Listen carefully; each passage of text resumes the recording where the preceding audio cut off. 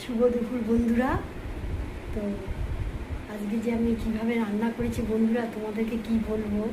জল নেই, সকাল থেকে জল আসেনি টাইম কলে, তো কিন্তু পেট তো আর মানবে না, খেতে হবে। তো চলো আজকে কি রান্না করেছি, খুব অল্প রান্না করেছি।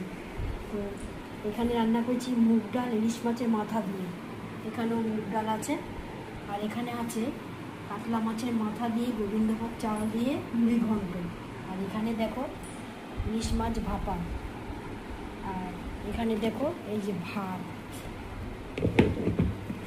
তো জানো আজকে কি কষ্ট, মানে জল না আসলে এত যে অসুবিধা হয়। তো কোনো রকম রান্নাবান্না করেছি, আর বাসন মাজতে পারিনি, জল নেই, এখন কখন জল আসবে সেই আশায় বসে আছি। তো চলো বন্ধুরা, আজকে খুব সামান্য রান্না করেছি, এই মুগ ডাল মাছের মাথা দিয়ে মুড়ি ঘন্ট আর এই ইলিশ মাছ। তো চলো বন্ধুরা, টাটা।